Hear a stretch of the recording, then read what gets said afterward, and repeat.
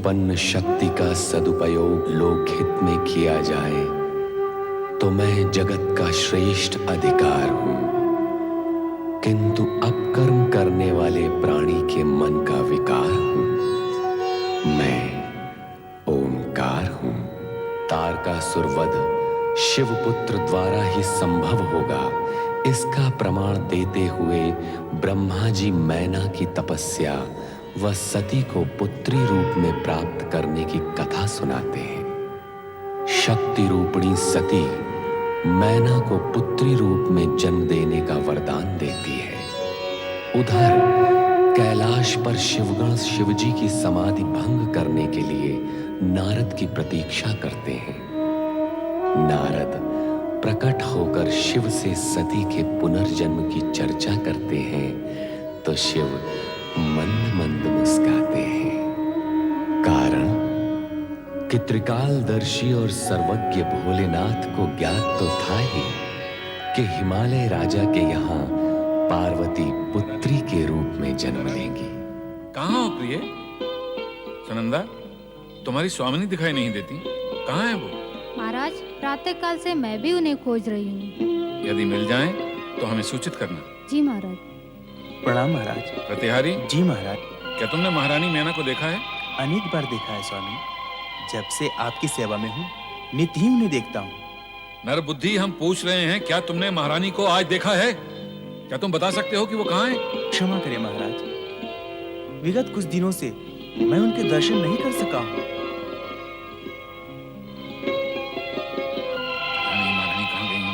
महाराज, कुलगुरु ऋषि गर्ग पधार रहे हैं। गुरुदेव, अपने सेवक का प्रणाम स्वीकार करें। आयुष्मान भव, कल्याण भव। पधारिए गुरुदेव।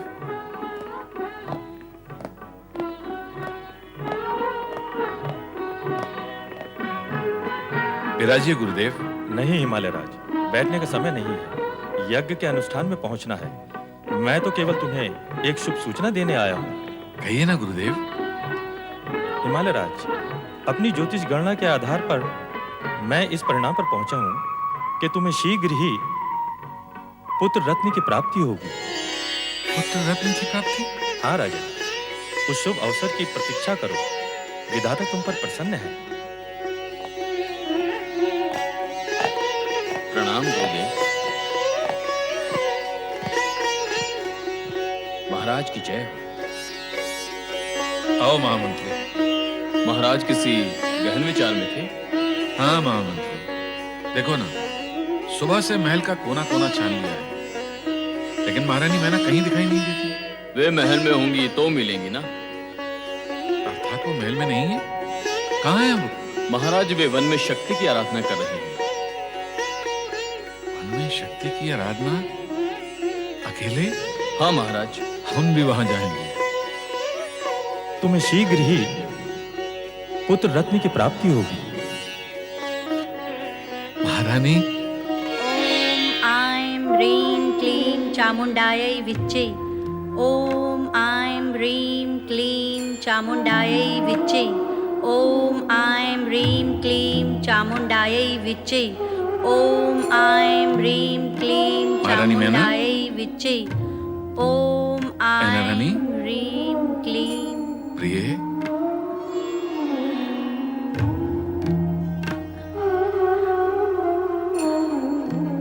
स्वामी, आप यहाँ? आश्चर्य तो मुझे होना चाहिए महारानी। मैं जिज्ञासु हूँ ये जानने के लिए कि आप यहाँ इस निर्जन वन में अकेले। हम दोनों ने साथ साथ शक्ति की आराधना का निश्चय किया था, फिर आप मुझे अकेला छोड़कर क्यों चली आई? स्वामी, आप माँ सती के वरदान की बात भूल गए क्या? यह आराधना तो मुझे अकेले ही करनी है। मैं भूला नहीं हूँ प्रिय। तुम यहाँ सती को अपनी पुत्री के रूप में पाने के लिए आराधना कर रही हो, और वहाँ कुल गुरु ऋषि गर्ग ने भविष्यवाणी की है कि हमें पुत्र रत्न की प्राप्ति होगी। स्वामी, आपने तो मुझे दुविधा में डाल दिया है। दुविधा में या हर्ष में? स्वामी, मैं आपसे विनती करती हूँ कि माँ शक्ति की आराधना मुझे अकेले ही करने दीजिए। पर महारानी, हमारे कुलगुरु ऋषि गर्ग की भविष्यवाणी पर भी विचार करो, जो अटल है। उनके अनुसार हमें पुत्र। स्वामी, इस समय वो सब चर्चा ना करें, मुझे पीड़ा होती है।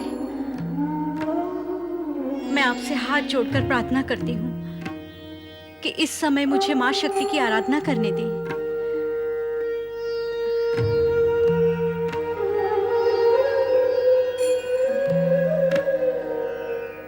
ओम ऐं ह्रीं क्लीं चामुण्डायै विच्चे।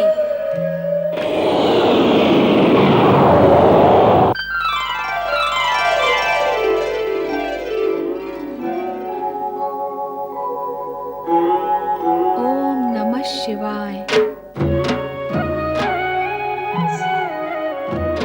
मुझे आज्ञा दें देवेश्वर। आज्ञा? क्या तुम यहाँ इस समय मेरी आज्ञा से प्रकट हुई हो? निस्संदेह आपकी इच्छा के बिना तो मेरा यहाँ प्रकट होना संभव ही नहीं है। आपकी लीला तो अपरंपार है। उसी के वशीभूत होकर मैं यहाँ इस समय आपके सामने प्रकट हुई हूँ।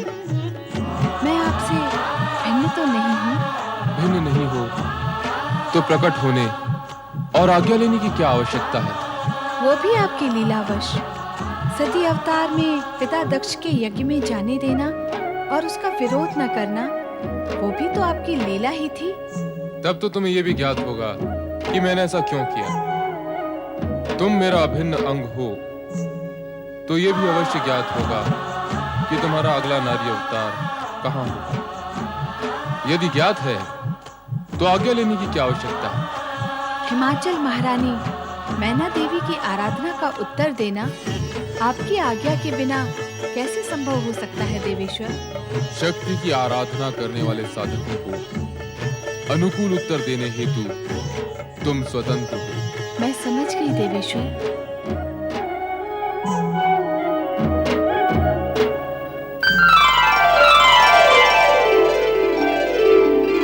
ओम ऐं ह्रीं क्लीं चामुण्डायै विच्चे।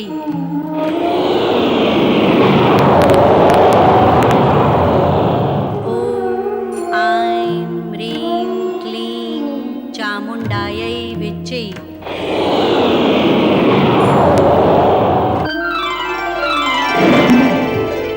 ओम ऐं ह्रीं क्लीं चामुण्डायै विच्चे। ओम ऐं ह्रीं क्लीं चामुण्डायै विच्चे। ओम ऐं ह्रीं क्लीं चामुण्डायै विच्चे। महारानी मैना,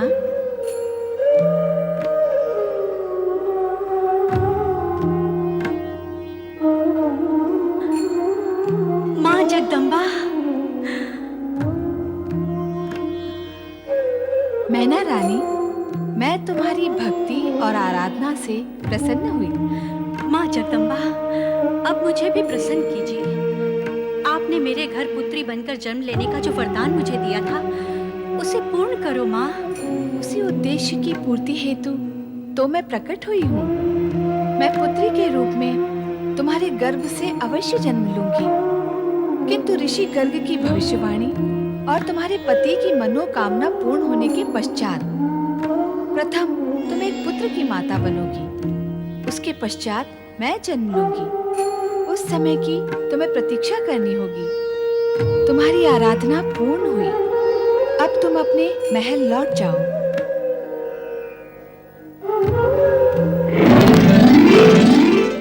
गुरुदेव, आप मुस्कुरा रहे हैं और हम दुविधा में हैं।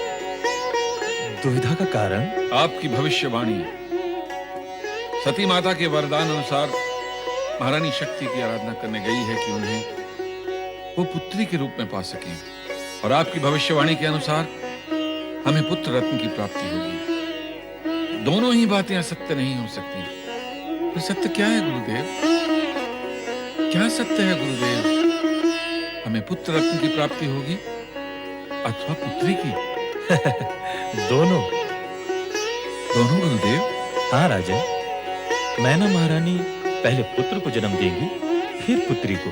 हाँ स्वामी, माँ शक्ति ने भी यही वरदान दिया है जो राजगुरु गर्ग कह रहे थे। मेरा प्रणाम स्वीकार हो। अखंड सौभाग्यवती भव।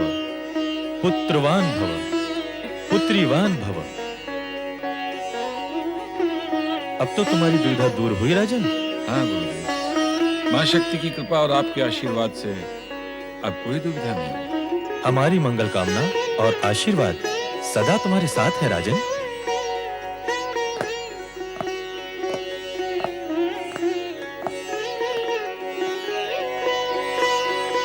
मां शक्ति की कृपा और कुल गुरु गर्ग ऋषि का आशीर्वाद प्राप्त कर महाराजा हिमाचल और महारानी मैना अत्यंत प्रसन्न थे। किंतु देवराज इंद्र और देवगण तारकासुर के आतंक से भयभीत होकर भय के निराकरण का कोई मार्ग खोज रहे थे। तभी उनकी भेंट आकाश में विचरण करते हुए देवर्षि नारद से हो गई। नारायण नारायण नारायण, श्रीमन नारायण नारायण नारायण।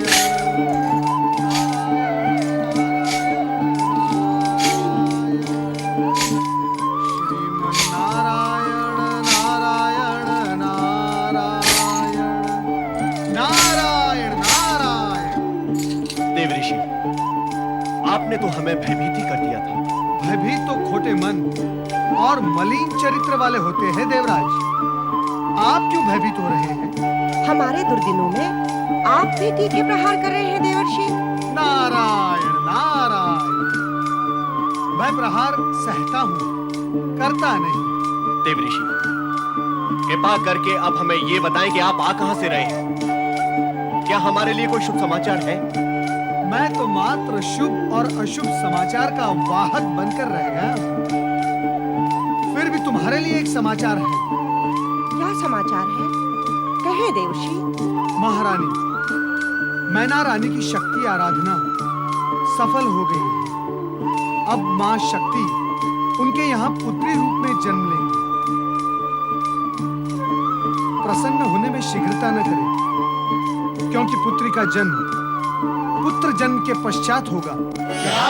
भयभीत होने की आवश्यकता नहीं। कार्य कुछ विलंब से होगा, किंतु होगा अवश्य। देवराज इंद्र, भविष्य में सावधान रहें और परमपिता ब्रह्मदेव की चेतावनी याद रहे। आपके लिए फिर तारकासुर जन्म ले सकता है, किंतु आपके उद्धार के लिए मां शक्ति अथवा मां सती फिर जन्म नहीं लेंगी। देव ऋषि, तारकासुर के वध होने तक के अस्थायी समय के लिए कोई उपाय बता दें। देवराज, मैं आपकी और समस्त देवगण की इस दयनीय परिस्थिति से भलीभांति परिचित हूं। मैं ये भी जानता हूं कि कोई भी समय, किसी भी परिस्थिति का एकमात्र उपाय है भगवान भोलेनाथ के पंचाक्षरी मंत्र का जाप। ओम नमः शिवाय। अर्थात आज का ये दिन अत्यंत शुभ है। आज नंदी और सुयेशा के विवाह की वर्षगांठ है। इसी कारण कैलाश पर शिव जी की विशेष पूजा एवं प्रार्थना का नंदी ने आयोजन किया है। देव ऋषि, आपका संकेत है कि हम सब देवगण वहां जाकर शिव की प्रार्थना करें।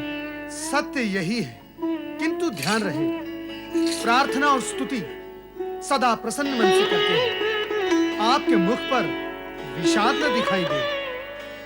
प्रसन्न चित्त से की गई प्रार्थना अवश्य फलदायी होती है। देव ऋषि, इस शुभ अवसर पर शिव प्रार्थना में आप हमारा साथ दें, ऐसी हमारी आपसे विनती है। विनती क्यों देवराज?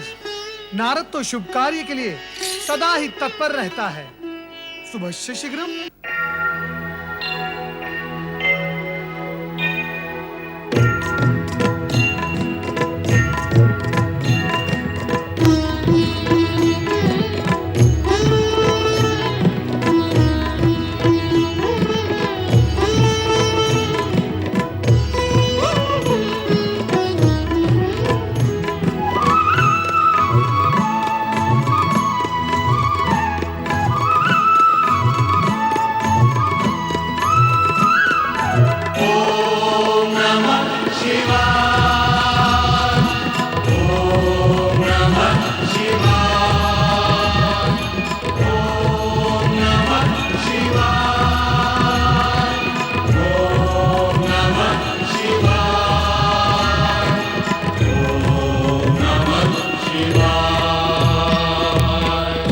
जल थल में हर एक पल में दसों दिशा में भोर निशा में।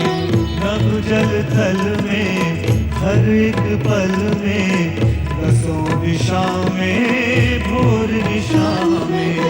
जन्म मरण में जड़ चेतन में तुम ही तुम हो समाए।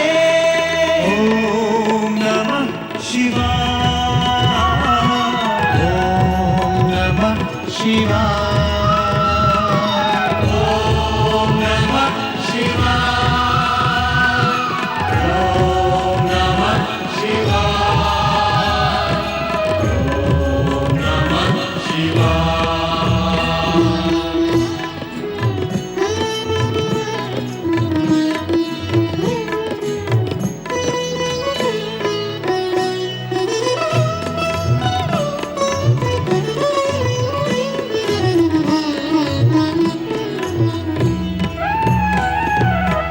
आदि अनंता तुम भयहंता कैलाशवासी हो अविनाशी।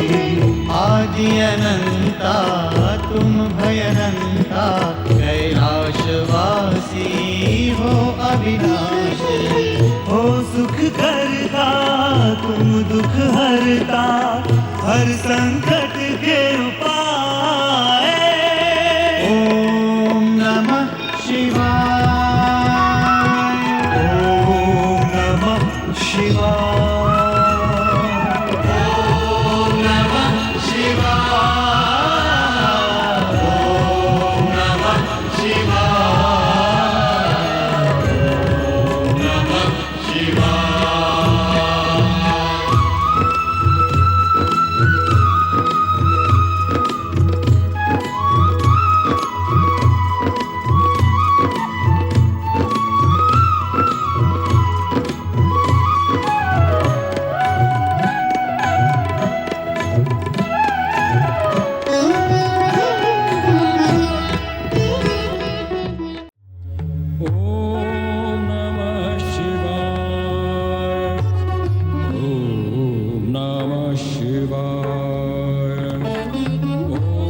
ओम नमः शिवाय।